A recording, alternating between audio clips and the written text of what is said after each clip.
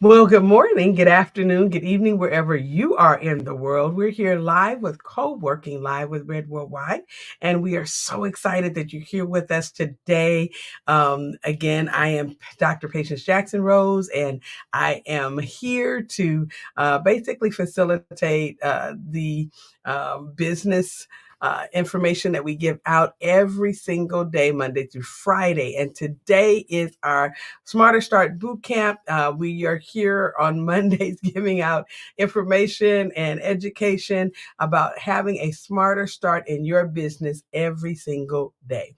Well, we also want to tell you that we have a lot of really good things coming down the pike, and we want to make sure that you are available to participate in those things. So we didn't get a chance to do our summit this past quarter in Q2. However, we opted out of that one because of just some technical issues that were going on in our location that would not have allowed us to be able to have it there in Texas in the manner in which we desire to. So what we have done is we have put together all of the speakers who were supposed to be at our Q2 summit, and they're going to be a part of the Q3 summit along with the Q3 summit speakers. And we have something really special planned. So when you see the information start going across YouTube, and some of the information will get out to Instagram and Twitter, please, please, please, please, please register,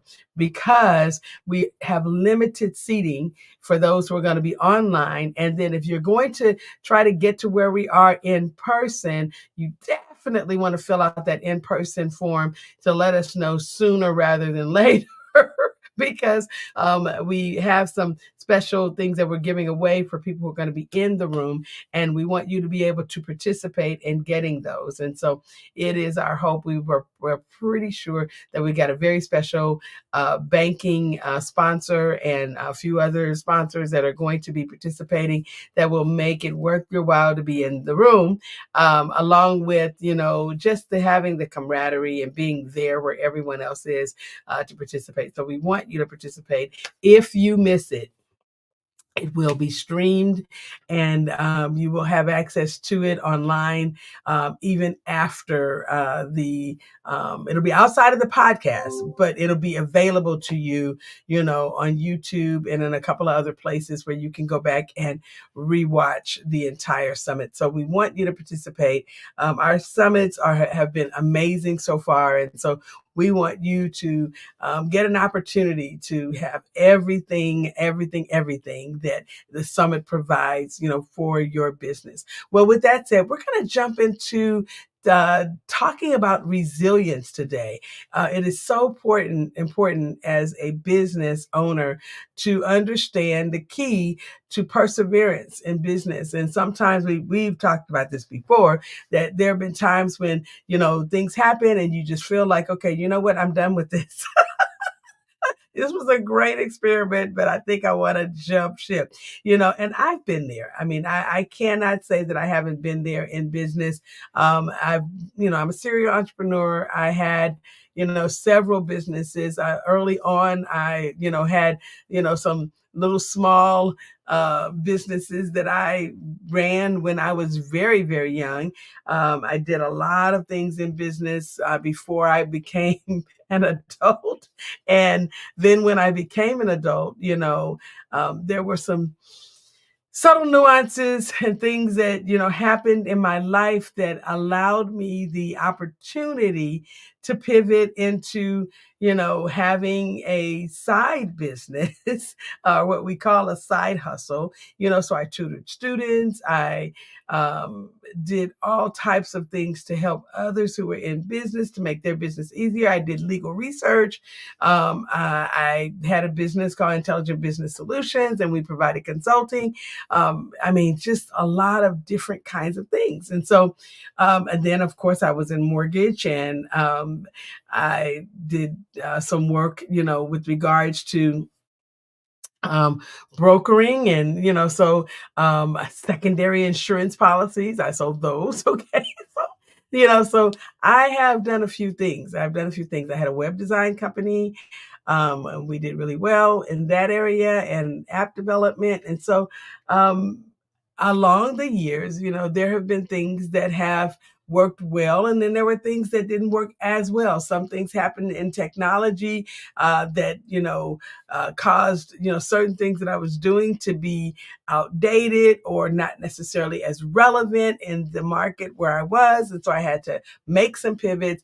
But in everything that I did, even with the business fairs, I had some botched attempts. I mean, some things I just did not do well, and I had to come to an understanding that I had to be able to take what I had learned, take that information and really make a decision on what I was going to do next. Now, some of the time I continued to work my 9 to 5 job, and I worked the 9 to 5 job until I got to a point in which my mentors were like, look, okay, you're going to have to choose one, or they were, urging me to really step out in an area because I was doing well in business. And I wasn't not doing well at my 9 to 5 job, but it was just that I have children, and those children who are now adults were children at the time. And so it was better for me to make the decision to put all of my energy into being a great mom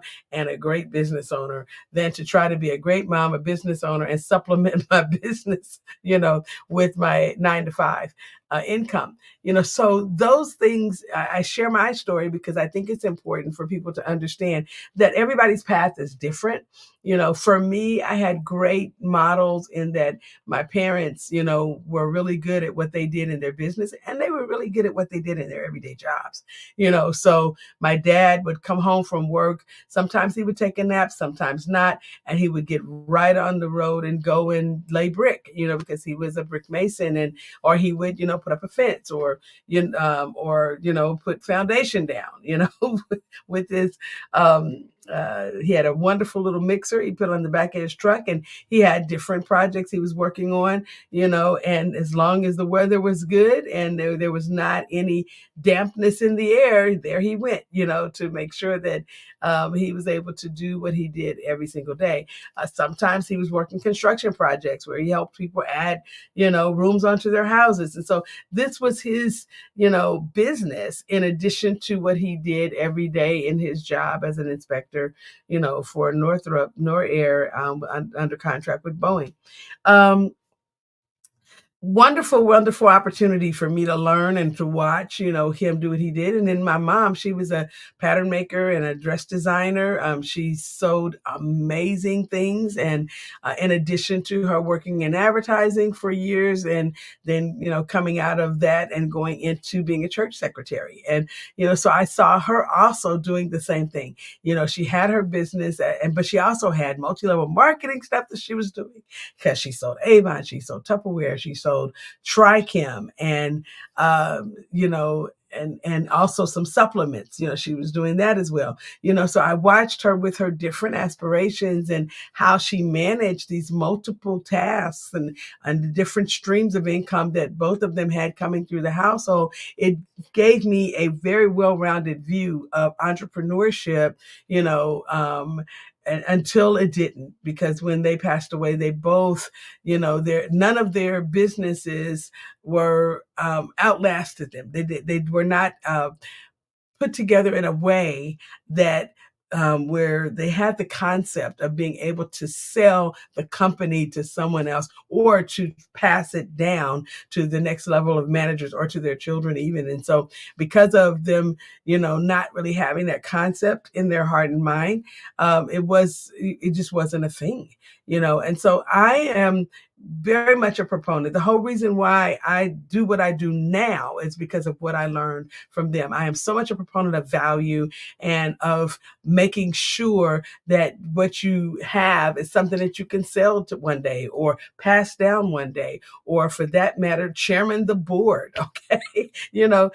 But having it outlast you, building a business that can thrive without you, building a business that is business or a legacy, okay, that endures because of you. These are big things for me. And, so much so that I've written books about them. So, you know, and I have a whole curriculum surrounding those books, but today we're really going to talk about the resilience necessary, for you to be able to persevere, and if you're at a place where in your business, you've done all of the math, you've done everything you needed to do to see that it's just not something that you can persevere in, then pivot, go a different direction.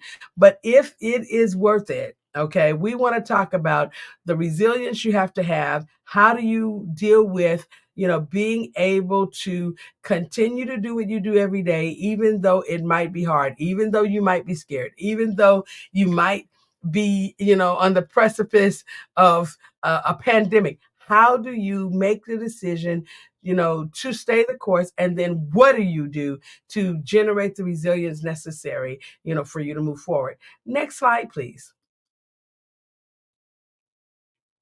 So, we're doing the introduction and we're talking about resilience, and we're gonna, kind of bring a few other things out in a few minutes. But then we're going to talk about the characteristics and traits of being resilient. And, then we'll talk about building resilience. Okay. There's some strategies and there's some practices that you can put in place where you can build resilience. How do you build resilience in leadership? This is a big deal because as a leader, I've seen people, cower. I've seen them, see a barrier or a perceived barrier as this huge thing, and they walk away, or they just quit. And quitting is such a thief. Quitting robs you. It steals the opportunities for you to have something better, to build something, bigger, or build something that lasts. And, I will tell you that a lot of the times when I felt like I wanted to quit and I persevered, what I found out on the other end of that, when I look back, it's like, man, if I had quit, look at all of what I would have missed out on. Look at all that the people who are connected to me would have missed out on, because my business would no longer be here. So I want you to be thinking about, quitting is just not the answer. Okay. It is definitely a thief. It does rob you of a lot of things, and it positions you differently, and I'm not saying that if you quit a business or you quit an opportunity, that there is something wrong with you or anything like that. I am saying that it happens to everyone. There are people who, talk about it all the time. You go to any YouTube channel of a billionaire, and and they might talk about the fact that in the back of their mind, in the recesses of their mind, the noise might have been, chatter might have been very loud, to try to get them to go a different direction than which they went. But here is the situation, and you'll hear this, as an overarching theme through everything that we're going to talk about today, that you have to be able to overcome. And so after we talk about the resilience and leadership, we're going to talk about how do you handle adversity when things are not going well? How do you overcome challenges, and then what is required for workplace resilience? How do you create an environment that is supportive for others? Okay. Now, some of you guys are probably sitting there saying, you know what? I've gone to some classes and I've heard people say, if you're going to fail, fail fast. This has nothing whatsoever to do with failure, because there are many times that I use failure, as a way of testing and proving what works or what doesn't work. But I don't look at business in the way that some other people might look at business. When they talk about a business failure, sometimes things end. And I would say, if it's going to end it on your terms. Okay. Just saying, end it on your terms. So, ending doesn't necessarily mean failing. Ending could be, that you sell it. Ending could be that, you change it, okay, to make it do something different. And I'm telling you, my husband and I have done that so many times, where we see something, a particular service that we might be offering, and it may not be successful for us to offer it the way that we're offering it. If it's not profitable to us, it's not serving the clients well, then we might bring in a vendor. And so we still provide the service on our roster, but we may not be the end provider of that service. We might have to bring in someone that actually is better at providing the service, is cheaper to our clients, and it can get done more efficiently by allowing that person to partner with us to provide the service to our clients. So I am saying to you that sometimes you may have to, make those kinds of adjustments. And when you do, it also talk to your people who you're working with, your employees, your contractors. Let them know, hey, we're offering this service still, but this is how we're going to offer it. Because when they can see that you're doing something different, and you're doing it for the purpose of making sure that your end users don't lose, okay? That it's a win-win-win, win for you, win for them, and win for, their customers or their people that they're working with. So you want to make sure that whatever it is that you're doing, that you always have them in mind. And you want to create a supportive environment, for others, so they can look and see, okay, wow, they were resilient in this. They were able to bounce back. I need to get some bounce back in my life. Okay. And then you want to train how, resilience works. You want to teach the people who you're working with and provide that kind of information so they can understand, how do we, bounce back? What is it that we do to make sure that we come back and we come back stronger? Then I want to talk today about crisis management. We're going to spend just a couple minutes on that because you need to understand resilience in times of crisis is very important. And there are times when things are not going to go as you expect. There are times when things are not going to be, in your best interest. And you'll have to make some hard decisions, sometimes to sacrifice, so that for the greater good, okay, so that everybody, can be at least, on an even keel and not have anyone, lose within your organization. And then we want to talk about some successful, real life examples. I'll share some things that have happened and, so that you can see that, okay, all right, so here's some opportunities for growth. Okay. Because if they can come out of that, then wow, surely we can. And then we'll measure resilience. We'll show you how to do that. There's some metrics and assessments. Remember, we talked really heavy about business intelligence and using business intelligence to measure. And then, lastly, we'll look at, how do you adapt to change, resilience and innovation. And I'll give you some key takeaways. Next slide, please. So, resilience in business. What is the definition of resilience and its importance, and what are the benefits? Well, resilience in business refers to your ability to adapt and recover from setbacks. I call that bounce back. Okay. It's from challenges and from changes in the environment, maintaining your functionality and efficiency. And I want to say that again, maintaining your functionality and efficiency. I remember a time when my husband and I were going through some tremendous challenges in business and in life generally. There was a situation that I was going through, and that, of course, because I was going through, my entire family had to go through with me. And I remember giving him this rock that had the word maintain. It was painted on the rock. And so he had one and I had one. Okay. And, I just remember we were separated for a period of time, not because we wanted to be, but because of this situation. And I had my rock and he had his rock. I had my rock where I was and he had his rock where he was. And it was just a reminder, hey, we can maintain, let's maintain, the love, maintain the respect, maintain, everything that we need to do, regardless of our changes that we're going through, regardless of the challenges, regardless of the, unintended consequences of the situation. We will be able to recover from this, and we can adapt to what's going on, and in our maintenance, we can create something that's better than what we had before. And so in business, it's the same way. There have been times where, I'll tell you, there was tremendous challenge during the pandemic because we signed up for 7 new offices at the beginning of the shutdown. We didn't know it was going to be a shutdown. It was literally a week. We signed the lease on those offices and everything was shut down and we could not use them. Okay. They were beautiful. We had furniture. We had, put everything in there that we needed to serve our community with the services that we had. And we literally had to do everything online.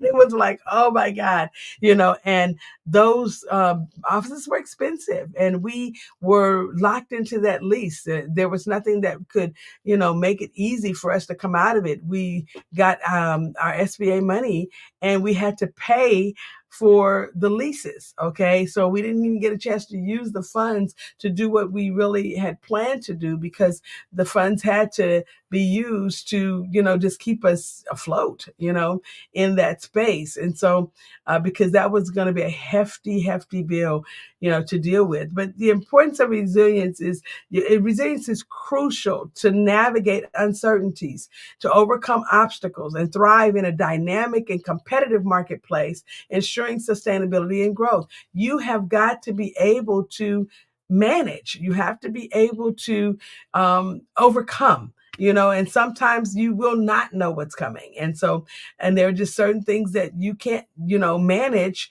because you don't know that they're there. So you have to mitigate those. Okay.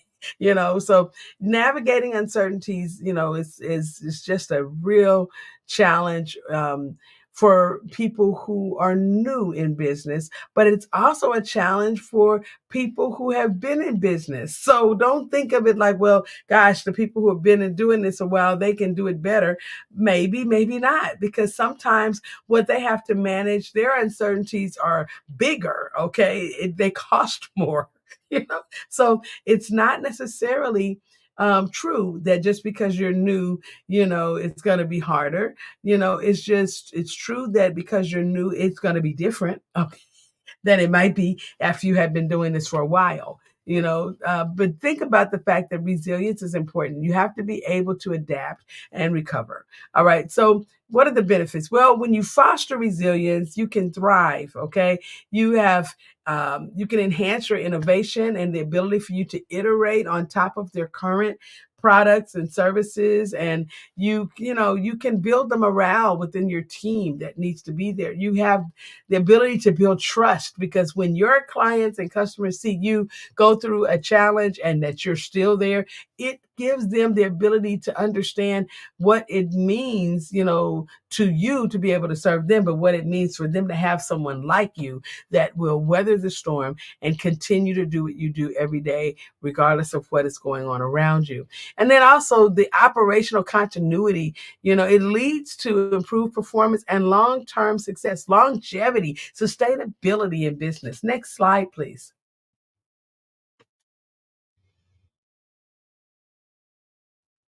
So, what are the characteristics and traits of being resilient? Well, one of them is adaptability. Being adaptable involves adjusting to change, embracing new situations, remaining flexible in response to evolving circumstances, ensuring an effective problem solving and decision making attitude. And I want to tell you this, and I call it an attitude because it really is. It's something that you adjust, something that you can portray and you can put on. Like clothing, you can put on an attitude or and I do call these, character building moments. Okay. When you have to have resilience, usually it's a character building moment. Okay. But you can put on becoming adaptable. And it just involves really changing your mind, because what I have come to understand is when I have seen myself in a situation where things did not seem plausible, or they didn't seem like it was easy, you know, to deal with, it made me think twice about how I was going to move forward. Okay. I had to sit and really, respond to the moment and say, okay, let me take this in and see, okay, what are my next steps? And I mean, it made me stop, and not just, make steps to keep forward, but be calculating in the steps that I made to keep going forward. Kevin says resilience is an awesome topic, so critical in maintaining optimal mental and physical health. Thank you, Kevin. And it's true. It is very true, that being resilient is not just a life skill, but it is a business skill as well. But they work hand in hand. Being able to learn how to maintain your mental health, because let me tell you, when things are going on in your business, it's hard to not take it home. It's hard to not respond to it physically. Okay.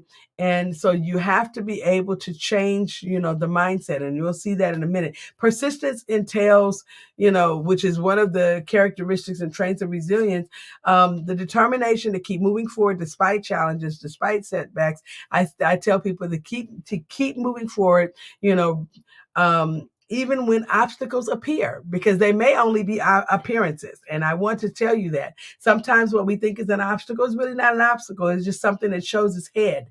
So you've got to be able to understand, how do you view it? How do you change your thought process to be able to view it differently? When you're able to demonstrate resilience, tenacity, and commitment to your goals, then nothing, can really stop you. Okay. Because, you're like, okay, I've got the bounce back. Oh, that came to knock me down. And nope, I've got to keep going. I got to get up. I have to move past this. And moving past this puts those things in the past and gives you only the present that you were dealing with. All right. Positive mindset. A positive mindset involves optimism, self-belief, and ability to find opportunities, in the adversity. And there are many times that there is opportunity inside of the adversity, and you don't even realize that it's there until you get to the moment. When you can foster resilience and motivation and a constructive approach to your difficulties, you find yourself in a situation where you're bringing things to bear, putting things in place, and you're flipping things on its head. It's like, okay, I can't use this way. Let me see how else I can use this. I remember purchasing something and thinking that I would be able to use it for one particular thing in our business, only to find out that it was no longer allowed for me to do that particular thing, but I had already purchased. So we had to find a different way of using that particular piece of technology. And maybe it's a gift to someone. Maybe it becomes, something else. But I am saying retaining that positive mindset gives you the ability to be open enough to not, look at things the same way every single time, but to look at the possibilities that might be there. Next slide, please. So, what are the strategies and practices for building resilience? Well, you need these three things. You got to have emotional intelligence.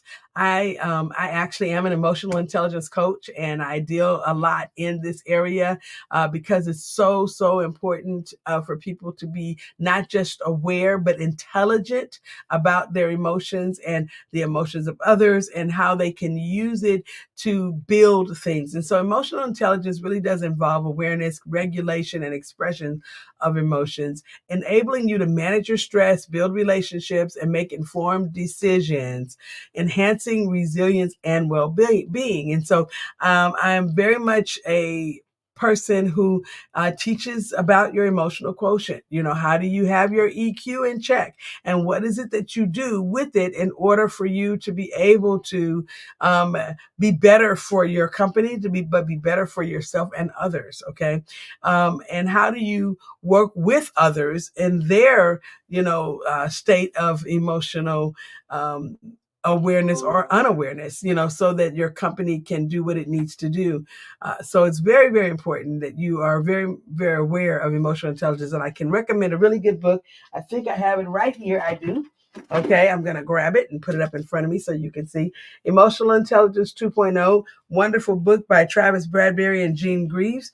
And so I would say that, this might be a good read, or even if you are into audiobooks, is a great listen. One that we use quite frequently in this camp, because it's important that we are able to remain emotionally intelligent and continue to use those skills. Then stress management techniques help you cope with pressure, maintain mental health, avoid burnout. We call stress management stress busters. the stress management techniques, because they help you to de-stress and use stress in a positive way. And it's important that you understand that when you have proper stress management, it promotes resilience and productivity, and it gives you the ability to perform well in situations that change frequently or that are challenging. Okay, then problem solving. This is a huge, huge, huge part of resilience. You have got to be able to know how to look at a situation and think critically, think solutions. I've been in a situation where I work with people when something happens, they spend hours talking about the problem. And the problem this, and the problem that, and this, and this, and this, and this. And I try to retool their thinking, help them to see it from a different direction. It's like, okay, there's a solution to this. And when you can solve problems for people, there usually is financial remuneration involved. So when you are thinking about things, I want you to be thinking critically, creatively.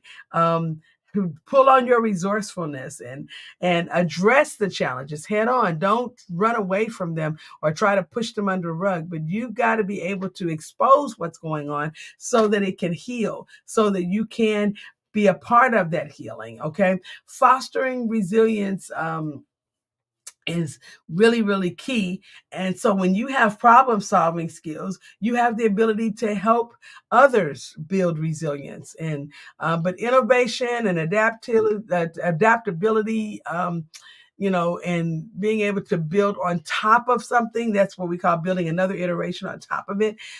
These are all part of the problem solving processes. Next slide, please.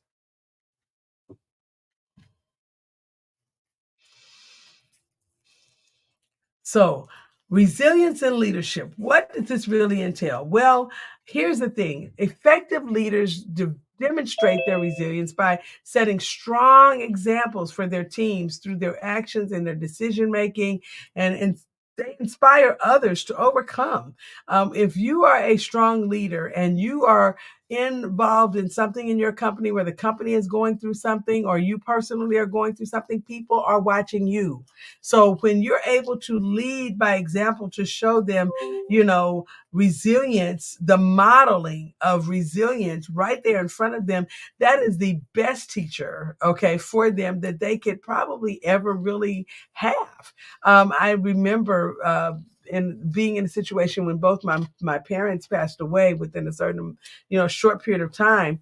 And it was quite interesting because in both situations, I was actually leading teams of people. When one, I was just opening the doors to my school that I had in California, and all of my staff, everybody was watching me. The day that my father passed away was the day that we were having our inspection from the State Department of Education for them to come and give us the green light to begin having school.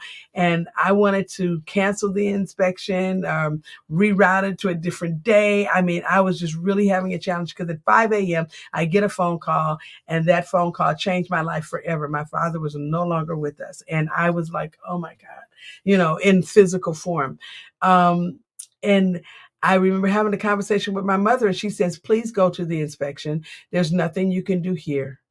When the coroner gets to the location, they're just going to come and look at the body, do all the things that they have to do, put him in a body bag. And she wasn't trying to be gross or anything. She was just giving me the gravity of the situation to help me understand, okay, you will be standing here and they will be doing what they're doing. And you will have missed an opportunity for you to get started with something that he really wanted you to do. Okay. She was real clear about, he wanted you to be successful. He was happy about what you're doing and excited about it. And he would not have wanted his exit from this planet, okay, to interrupt something that was supposed to be great for people here on the planet. So please think about this, that your community needs you, and there are people who you're going to serve whose lives are going to be different tomorrow if you get inspected today and it's approved.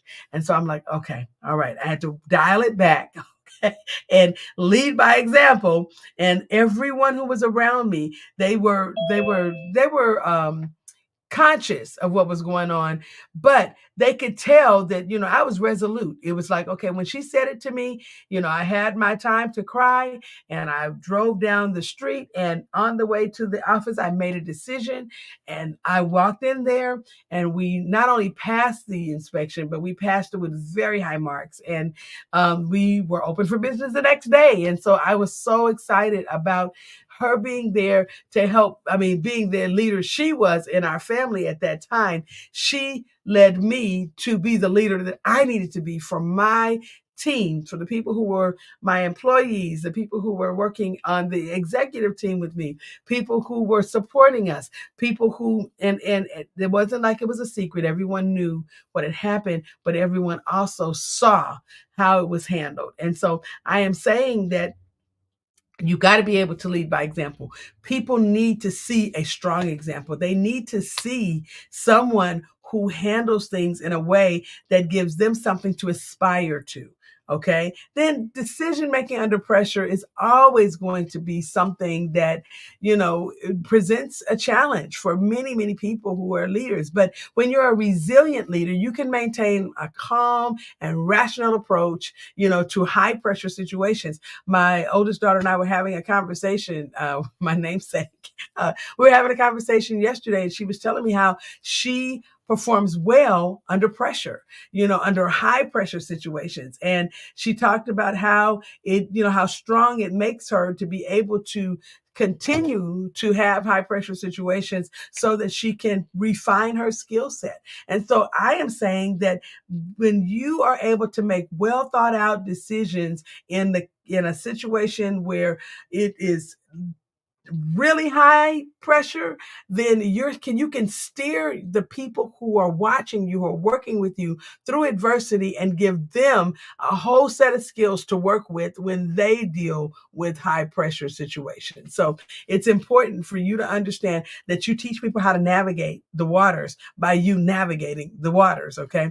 Team support. Resilience and leadership is also about providing unwavering support to your team. Sometimes you're going through something, and everybody involved is being affected differently, but being able to counsel them, coach them, talk them through what it is that's going on, and fostering a culture of trust. I mean, they've got to be able to trust you, not just with, what's happening in the company, but also with information, because some people might not be doing well, and everybody doesn't need to know that they might not be doing well. Yes, you need to make sure that there's a team collaboration, and, that you are, encouraging people to support each other. But amidst these challenges, you've got to be able to empower people, by giving them the tools, and then not outing them when they are in a midst of a growth moment, but, just supporting them and letting them choose if they want to share, that, hey, I'm in the middle of a growth moment. Okay. All right. Next slide, please.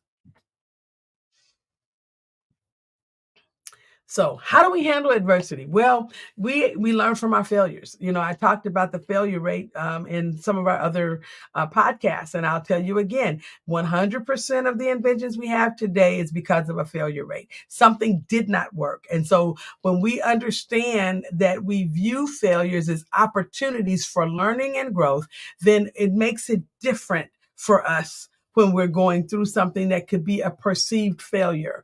You have to be able to extract the valuable lessons out of it and to improve your future strategies and your decisions. And then you got to have a growth mindset. People who have a growth mindset see challenges as avenues. I mean, they actually see challenges as avenues for personal development and improvement. Embracing difficulties is a part of the learning journey towards success. This is very, very important. And then understanding that true resilience shines through in moments of extreme adversity, where individuals, they demonstrate grit, determination, and the ability, again, to have that bounce back. Remember, I talked about that bounce back from setbacks and renewed strength. You've got to be able to understand that you can bounce back. There are things that you put in your coffers, put it in your mindset, put it, there where you can pull from, so that you can can, come back from tough situations. Many people have different ways that they do things. I mean, I do a lot through prayer. I manage my whole life through prayer. Okay. And so there are many times where in a tough situations, I've had to take a moment and, go to the bathroom. Okay. Or go to the closet, the supply closet. Okay.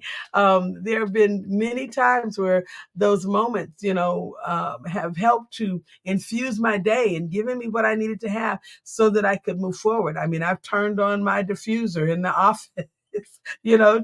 To diffuse some wonderful oils that helps me to mentally get past the moment. So think about, how do you build, some ways of handling adversity, and what can you put in your life? I have a Bible in my office, and that's my faith tradition. That may not be yours, but I'm just saying that there are things that you can do to change things. I have one of the certifications I have is in relaxation therapy. And interestingly enough, when I was going through that particular certification, I remembered there were like 5 tools that we used for building, the ability for us to recover, to have a peaceful atmosphere. And I tell you, I use those 5 tools. I journal. I have to write it down. I need to be able to see it. I draw it out. I pray over it. I have my oils going, and so I'll even use water therapy. I've got a water feature that I'll sometimes bring, and have the water flowing over the rocks. I mean, I'm doing lots of things to maintain a peaceful atmosphere. If you can see my background, you see it's pink in here, okay? Because I have that particular color that actually brings something out of me, a level of peace. So there are things that you should be thinking about, to help you handle adversity. But learning from your failures, getting a growth mindset, and then being resilient in tough situations are going to be key for you being able to handle things in your environment. Next slide, please.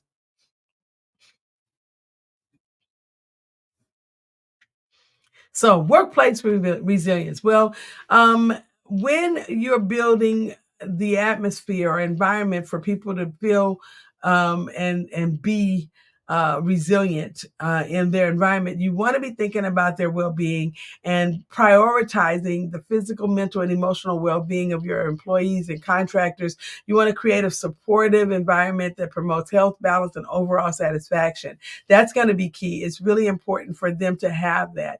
You want to also have effective communication channels. It's important for you to be able to have something, that they can actually reach for, whether it's materials that you put out there or even just, ways of you communicating within your team, that fosters transparency and trust and collaboration, amongst the team members, that will strengthen the resilience, that help them to support each other's, and that ensures clarity, during a time, when it might be a little hard to see things well, so that you can continue the tasks and goals that are going on in the company. And then you want to be able to have good conflict resolution. Okay. You want to be able to address conflicts constructively and help people to understand how to speak with each other when there is something going on. What are the ways that we resolve conflict, and what are the techniques that we use to promote understanding? How do we learn to compromise with each other? There's a give and a take. And what are the positive resolutions to maintaining a harmonious work environment? What is it that we can do to create and build and sustain harmony here in this company? Those are very, very important things and tools to use, to build workplace resilience. Next slide, please.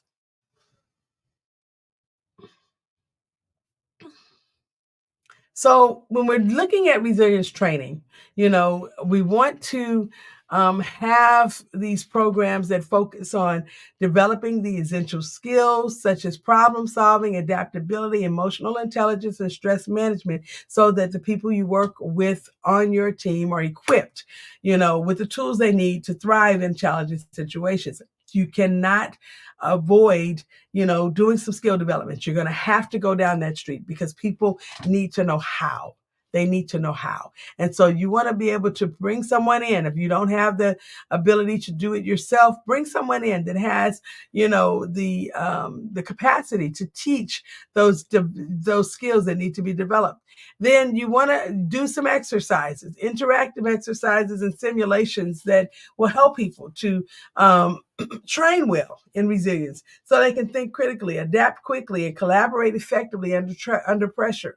I've gone in and done some training with companies, with schools, for teachers, for people who are working in Fortune 500 situations. And resilience training is very, very important. And I'm telling you that as a part of what I have in terms of my certifications, I really try to keep those skills sharp because people need to understand, how do we do this as a company? Then how do you implement the strategies? Well, you've got to be able to give implementation plans. The strategies don't implement themselves. Just because you know them don't mean that they're going to happen. So you've got to be able to help people understand, how do you integrate with what you're already doing, the strategies that they've learned, and then, into their daily practices and their policies and even the culture, so that the resilient mindset can be sustained, and they can have behaviors that reflect it. Next slide, please. So in a crisis, okay, things are a little bit different than they might be when it comes to just generally, dealing with resilience. So preparation, you've got to have some crisis management techniques that, are proactive. You are preparing ahead of time. And you got to have risk assessments, contingency planning, scenario simulations so that people can practice, and not just get into a situation and practice, but I mean, really practice what it is that they need to be doing in this situation. And then they have to be able to mitigate potential crises before they occur. Okay. If we can stop it before it starts, then hey, I mean, we've done a lot, so we got to know what to do. How do we anticipate it? And then once we anticipate it, what is it that we can do to stop it before it happens? What are some response strategies?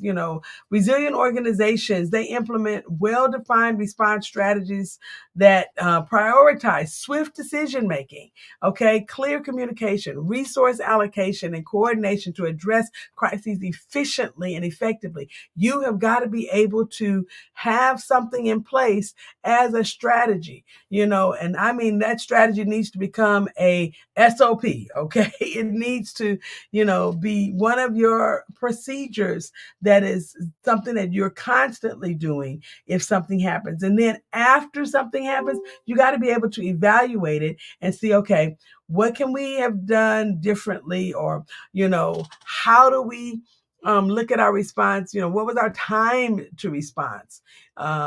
And based on the time it took for us to respond, is there anything we could be doing differently so that we can improve our time to respond? And is our response effective? Okay. And then integrate the lessons that you learn so you can enhance any future crisis readiness and resilience. Next slide, please.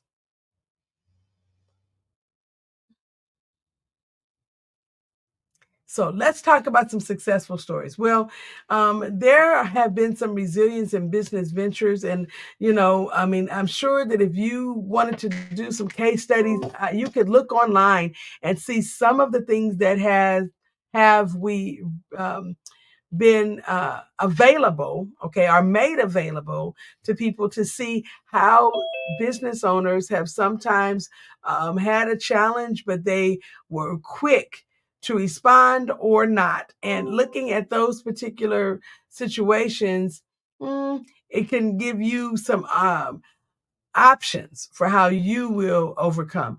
But successful entrepreneurs and businesses offer exemplify resilience by overcoming obstacles, adapting to change, and turning setbacks into opportunities for growth, innovation, inspiring others in the process. Now, we don't have time today for me to go into all of the successful stories that I had planned, but let me just say this, okay? In a case of where, we stood, we were looking at a situation which we were going to have an interruption in our business.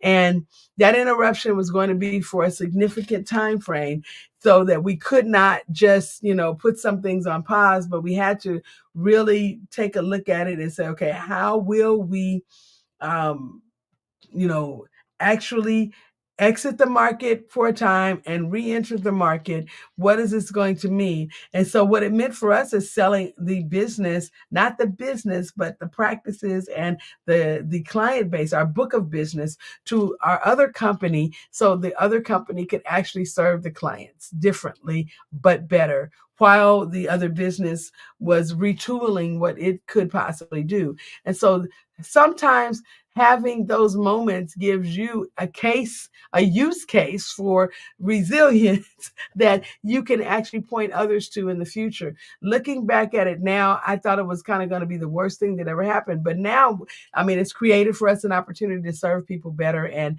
to give more options for service. And it's just amazing what that situation created for us. The setback itself really was an opportunity for growth. We didn't even know it at the time, but it gave us the ability to innovate. And now we are able to have what we have today as a company, and open other companies as it relates to, what it is that we learned from that situation.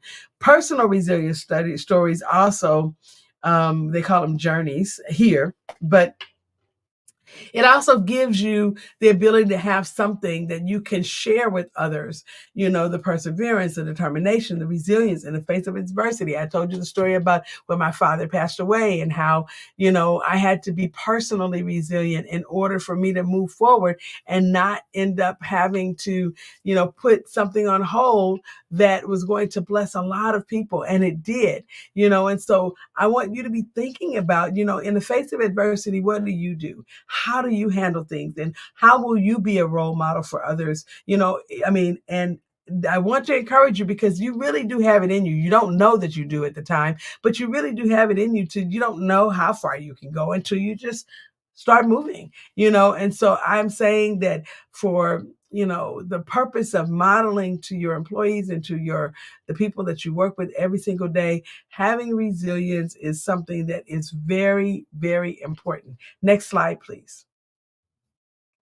All right, so how do we measure it? Well, the effectiveness evaluation is something that you can use to measure your resilience to situations or in situations. And you use that through key performance indicators, data analytics, and feedback mechanisms, to assess the impact the resilience initiatives that you've put in place have on how you are able to respond. A lot of people during the pandemic, they had to measure resilience to know, okay, what can we do differently if something like this happens in the future?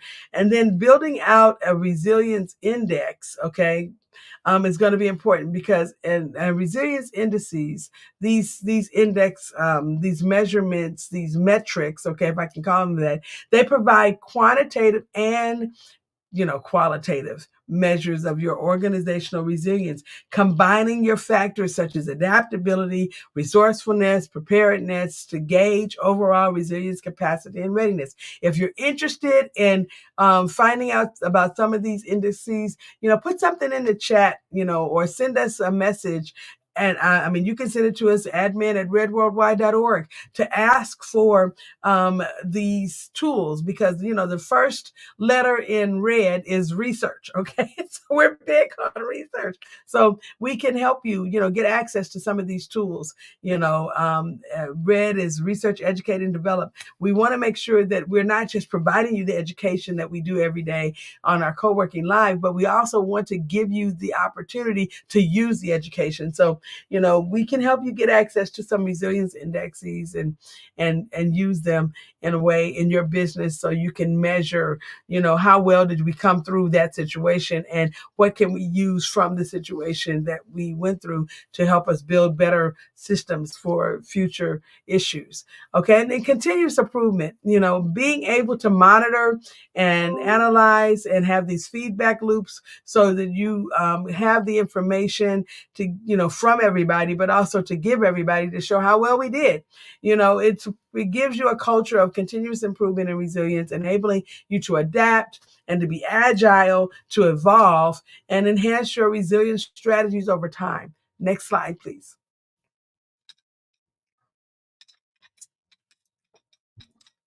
So, resilience and innovation, how do they work together? Well, the creativity, okay, is really, really, really a big deal because resilience and innovation are really intertwined. They work together. Uh, when you see that they're working with your creativity, playing a vital role in generating your new ideas and those iterations that I talked about on top of other things. It helps to build solutions into your situation and ways that you can approach the challenges. And it fosters a culture of innovation and adaptation.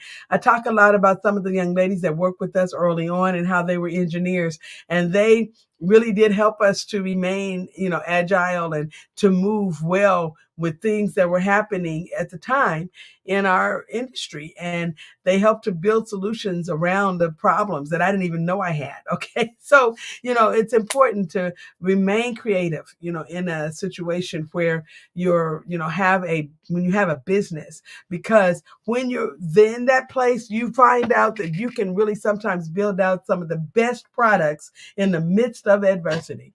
Flexibility. Flexible organizations embrace change, uncertainty, and adapting quickly to evolving circumstances. It's like they show up and say, okay, let's do this. They don't show up and say, oh man, what's going on? Okay. The market dynamics, are there.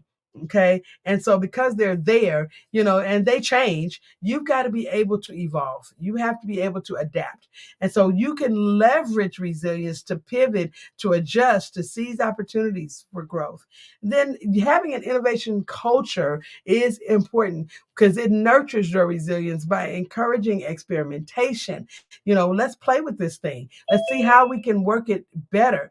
Learning from your failures and fostering a growth mindset is going to be important because you are fostering a mindset that values creativity and collaboration. You are, consciously putting something together that promotes continuous improvement in your organization.